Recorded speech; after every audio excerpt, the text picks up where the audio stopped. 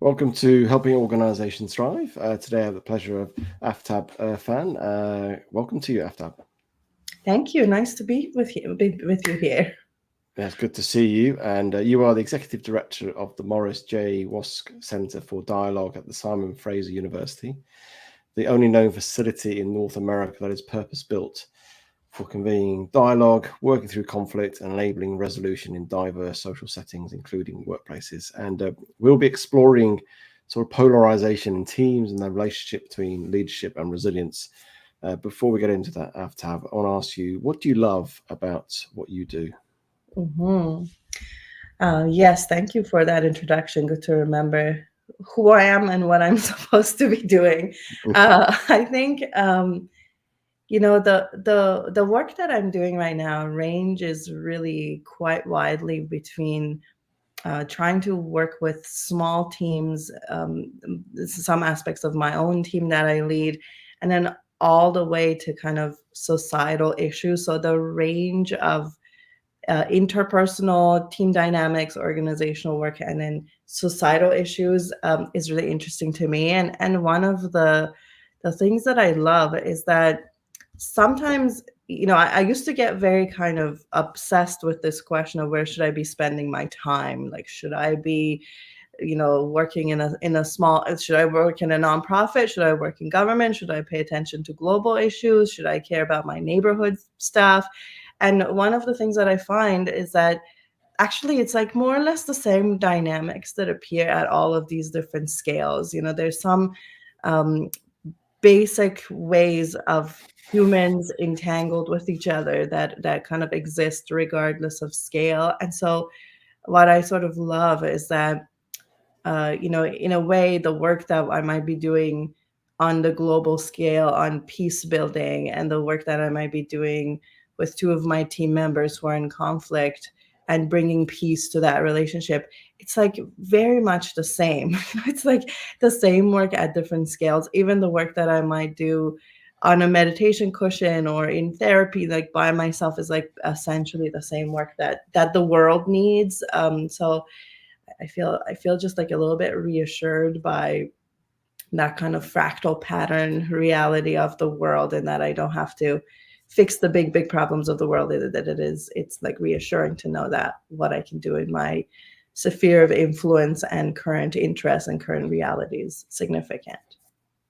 Yeah, and I'm sure you have disputes and conflicts to resolve with your children as well. They're always Yes, there's they're a few probably of those. they're Yeah. they're probably more challenging than some of the global issues that you might be dealing Yeah, with I at mean, it's times. true. Yeah. And I do actually think the problems that are close to us in that kind of intimate way, they are more difficult. Like you just can't have any distance from that. You're sort of right in the middle of it.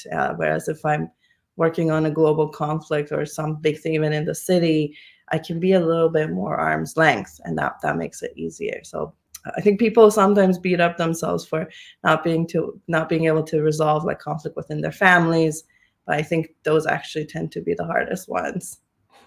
Absolutely. So in your experience, when we're thinking about teams now in organizations, and a lot of people who are listening to this now are leaders of teams, Hmm. what is the sort of main, well, firstly, what do you define as polarization, but also what's the main cause of polarization within teams? Hmm. Yeah. So, I mean, I think at a very basic level, polarization or conflict, if you want to go with a related word, really comes out when let's say there's two different views on an issue, or two different opinions about how we should do something, and there could be more than two, of course. And for a while, we can say, okay, well, I have my view and you have your view, and we can kind of coexist with those differences. But at some point, and especially if somebody really insists that they're correct and their way is the only way to do things, or their opinion is the only one that matters, and they get really entrenched in one side, that tends to generate a kind of entrenchment on the other side. And then people who feel somewhat similarly to one or the other of the sides, so to speak, will take sides. And so we can grow these sort of factions within our teams. But really, it essentially comes from a strong attachment to a truth that we hold to be kind of absolute or close to absolute. So in a way, as long as we have room for other opinions and other realities, we are less likely to get polarized. Of course, there's the kind of modern dynamics of things like social media, and but what I'm kind of thinking about is we might have a something that feels like a conflict in the workplace in our team, but especially if it's related to the global things that are happening around us, um, it has already been polarized outside of our team. It is already polarized on things like social media, and because of the silos in the on the internet, people actually don't really have any opportunity to see the truth of each other. So it kind of tends to get more and more entrenched, even if we as a team may have not very much to do with it. Like, we didn't even cause it, but it might be present. And in my mind, that sort of um, the essence of conflict is inherent in every group. It's inevitable that we will have different feelings, different opinions on something. And it is when we lose touch with the truth of each other that we get into real polarized situations, and conflict tends to escalate. Now we can look at conflict in a way that some conflict can be really helpful, and some conflict in terms of friction can be helpful. How do we maintain that more helpful type of conflict? Because having conflict, as you said, it is having diverse points of views, different perspectives, and we know that if you have a diverse team, you tend to have greater success because you've got different opinions, different angles, different perspectives on things, and that's really helpful. So how do we manage that diversity with creating productivity success and not going into the world of conflict and entrenching ourselves? How do Yes. we walk that line?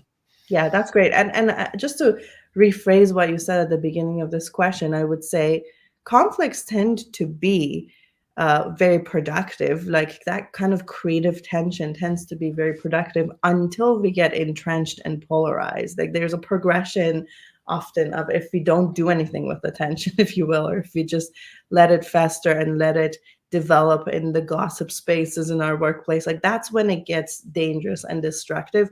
But as of in its own right, and to the degree that conflict is about those differences and diversity, really the diversity of thought, diversity of opinion, it can be very helpful to us. So I think the thing here, the real gift of conflict is to make us aware of the multiplicity of truth which hold each other in a kind of balance. So let's just go maybe through an example of one of the polarizations that I see in teams sometimes is kind of like the idealist and the pragmatist polarization. They're the folks who maybe started the organization and are really kind of passionate about a vision, a way of doing it. There's an idealism about what they want to do in the world, or about the way that they want to do it, or something like that. And then there's the pragmatists, where just like, well, okay, that's great, but we just need to actually get through this thing. We just need to do this. We need to pay people. We need to, all of that. And this tends to get polarized in organizations. And the thing is that there's truth to both of these sides. If we were only living in idealism, we wouldn't be able to run an organization. But if we only lived in the pragmatics, our work wouldn't have meaning. And there's so many people who are, struggling with the lack of meaning in their work life. And so I think the gift of having both of these ways of being really in a team is if we can not sacrifice one for the other, and actually, kind of celebrate the truth of both of them and find the correct the correct balance or compromise for this moment between those things, then we have better, more robust solutions. Like we might have a very, very idealistic, mostly idealistic solution, but that is not out of touch with the pragmatics of the situation. And even in the way that we run things on a day by day basis, which is maybe mostly in the pragmatic, that little bit of idealism and remembering the value of that, and having that expressed by team members is very helpful in holding us out of that meaninglessness, if you will. So these things keep each other in balance is the way that I look at it. And if we can celebrate that and stay, I mean, the annoying thing is it would be much easier if things were black and white, if there was just one thing and we didn't have to balance it and we didn't have to listen to people we don't agree with. But I think that ends up leading to, in some way, I was going to call it extremism, which seems too extreme of a word, but you know, less healthy ways of being if you're only in one side.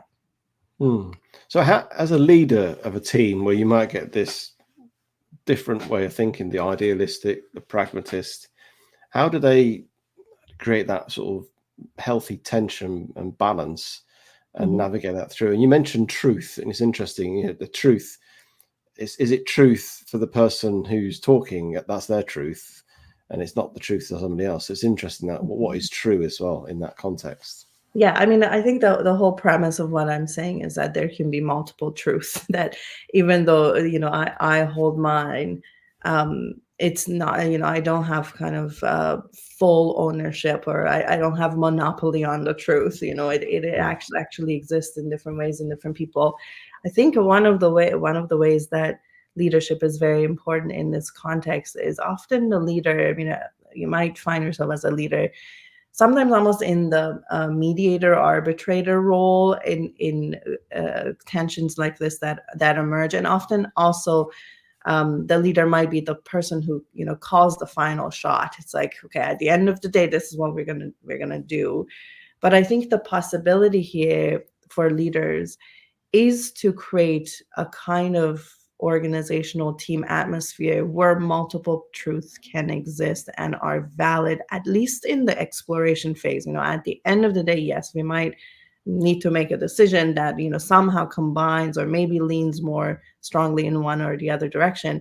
But in the exploration phase, it's very healthy to be able to say those different things. And this is, some people talk about this as creating psychological safety. That's basically what I'm talking about. It's like, can we have a team environment where it's okay to disagree? And the way that you do that as a leader is with a little bit of non-attachment, first of all, to your own truth and your own view, and then to any sort of final solution within the group. So if you can be a little bit arm's length, or at least just display real curiosity about what folks are saying, and bring out invite what people have to say, that is a lot healthier than having favorites, or having such a strong attachment to your opinion, your idea, your truth, that there's no room for anything else.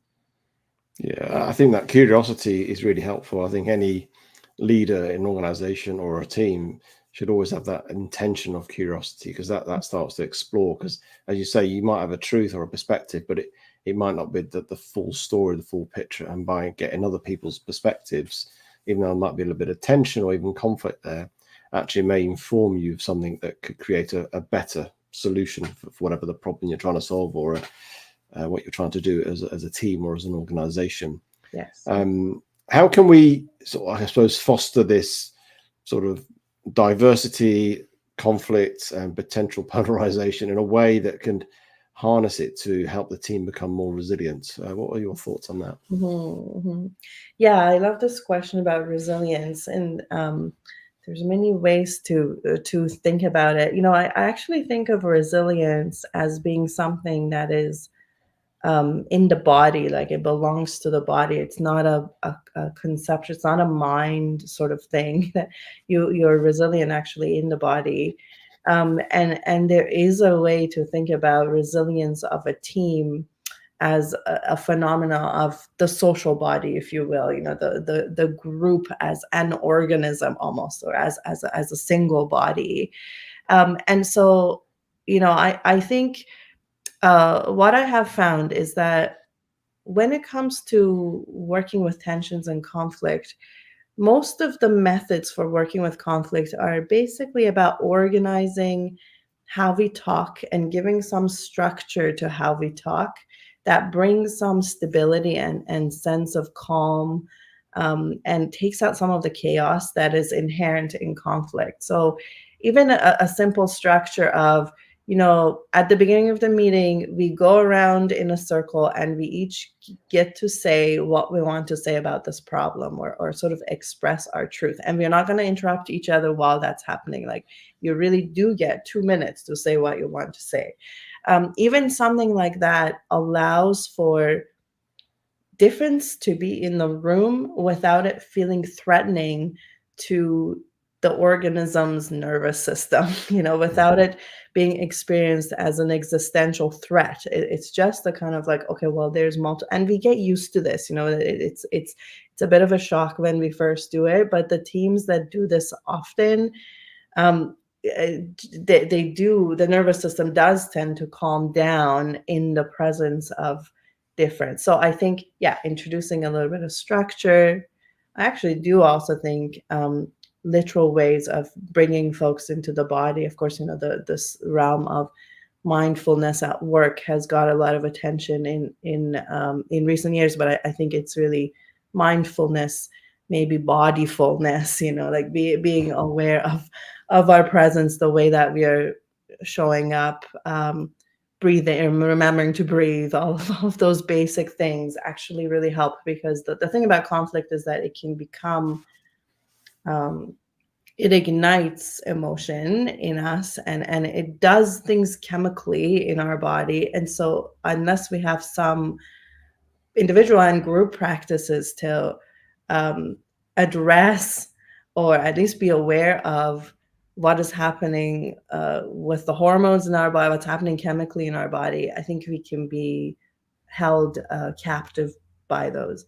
So yes, some of the awareness pieces I think are a really important complement to sort of the structural pieces, the how do you organize your meeting pieces as well.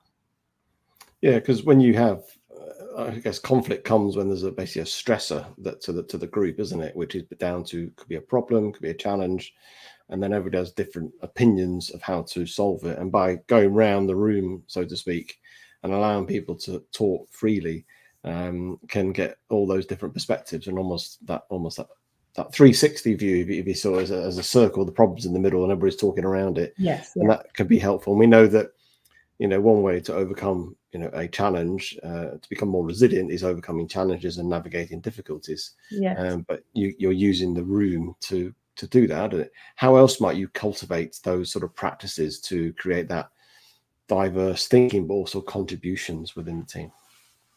Yeah, I mean, just again to say something I said a little bit differently. I think what happens when there's conflict present is that we are threatened. There is a threat to the group and to the individual, and there's fear. Like the kind of dominant emotion often in conflict is fear. It sometimes is expressed as anger, but it's really kind of like we are trying to protect something that feels precious to us, that feels threatened in this moment. And of course, sometimes that's a very real thing. Like maybe somebody is going to lose their job and that is their livelihood. But most often in kind of day-to-day organizational life, it's a kind of like, I think we should do it this way. And I, grew my career and my way of being, and my educate, like this is where everything I've done has led me to believe there's some truth, and now that's being threatened. And the reality is, the more flexible we are, the more resilient we are. Having actually very strong attachment to how things should be, even if it came out of my education, family, work experience, all of that, that's not very super helpful. So really, I think the conflict is an invitation to flexibility, and seeing beyond the rigidity of how we have ended up where we have ended up in terms of opinion, emotion, all of that. So again, I think any any exercise, any ways of working with group that encourage flexibility, a kind of, I mean, I think what you just described, if the problem is in the middle, let's talk about it, but we are not trying to prove each other right or wrong. We are trying to make a common decision about something. I do actually find that, even like putting the problem on the whiteboard, creating it as a third object in the room, that it doesn't exist, between you and me as an emotional battle, but it is really a kind of something that we can be a little bit arm's length from. uh, that helps us see it as an object that we can then have some shared inquiry around. And then, I think it's really the other thing that I'm sort of adamant about is, especially when you have a team that hasn't yet developed those psychological safety measures, or that culture of being able to disagree without feeling very upset. um, there might be a tendency for people to hold back. So maybe I am sitting with a different truth, or I'm seeing something that is not being said. But if I feel myself to be in the minority, or the leader doesn't agree with me, or maybe what I have to say is not going to be welcomed in this group, I might not say it out loud in the group, but I might go gossip about it to my colleagues after work, right? That is a thing that happens very often. If it's not safe enough to say it when the boss is here, I'm going to find some other place to do it, to say that. And so, any, by way of, again, method, approach, leadership approach, any way that we can make it more likely for people to say it in the room instead of saying it at the pub or at the water cooler or outside of the room, that's healthy. So there's a whole lot of facilitation methodologies that have been developed. They're under the umbrella of this thing called the art of hosting.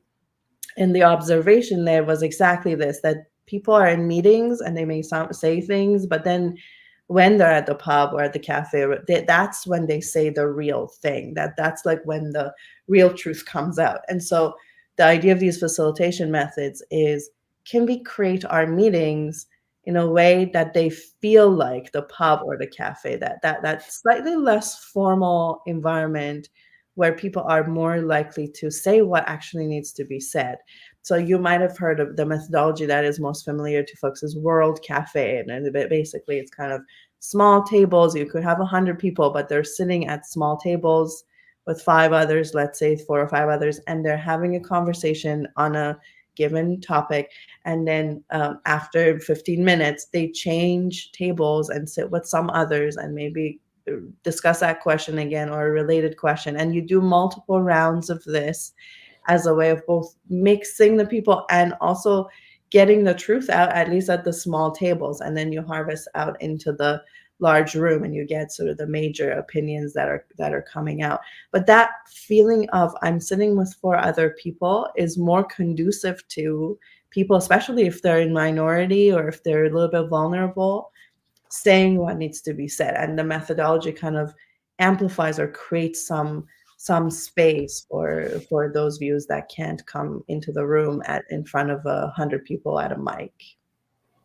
And it's this, you talked about facilitation there, and I think that's where leaders need to think a bit more about how they facilitate their teams, their groups, depending on how big they are. As you say, if there's 100 people, having tables of 5 or 6 is better because people can more share, more feel more confident in that group, and do that sort of World Cafe approach.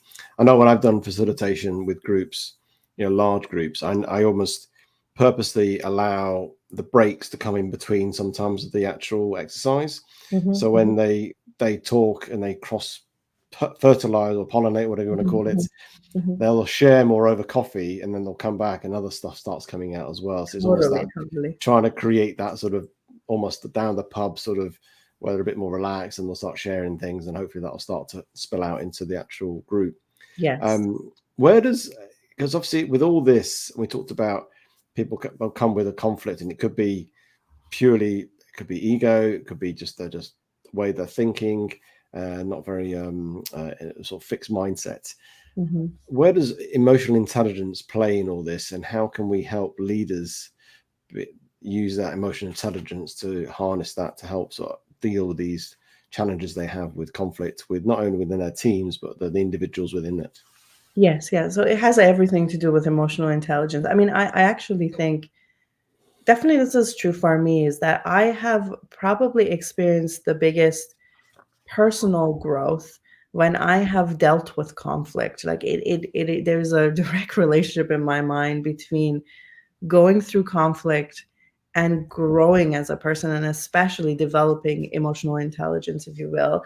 So I mean, one way to think about it is to, if you know who are the folks in your team who are ahead of the game in that kind of way, first of all, I think those are the people that you want to raise to positions of leader. Those are your managers and senior directors and that kind of thing. But I do feel like, I mean, I have done things where it's kind of the folks who I know can handle this conflict because of the emotional intelligence that they're exhibiting, just the ability to notice their emotion, have a little bit of control over it, make some, conscious decisions about how they're going to come across. Are they going to scream in this moment? Are they going to bring more nuance into the conversation? Um, I might do almost like, uh, if you're at a moment of tension, I might do a conversation in front of the group with those folks only. We call this a fishbowl in facilitation lingo sometimes, but it's a kind of, maybe there's a few people speaking and most of the rest of the group is watching. And that, even that can be very informative. I think, I mean, there's this like big question about how do you grow emotional intelligence. As far as I can tell, there's a little bit of like faking it until you make it, or sort of demonstrating it in front of people, modeling a lot, like having people be exposed, and then in situations where there's a little bit of pressure, like the conditions are made for you to be a little bit outside of your comfort zone to develop emotional intelligence or to grow as a person in any way. And so, some of the ways of working with conflict, even, if you try to get people to take the other side for just a few minutes, like just try taking the other side, they're faking it. But also it might be that some of the truth of the other side can become more visible to them, and that is very helpful, and that could grow them as a person. So yeah, in a way, emotional intelligence very helpful for managing conflict. And I also think managing conflict, or having the right containers for working with conflict, also very helpful in developing emotional intelligence. It goes both ways, is Mm. what I'm trying to say. Yeah, I think we always should embrace.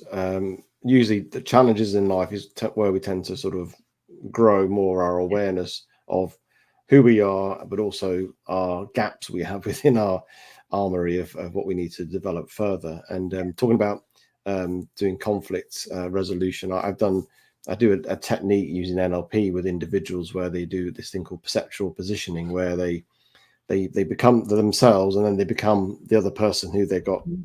challenge or difficulty with, and then Mhm. they come a fly on the wall, and they multiply in different positions. When you talk it out like I'm just talking now, it doesn't sound very powerful, but when you actually go Mhm. through the Mhm. process, Yes.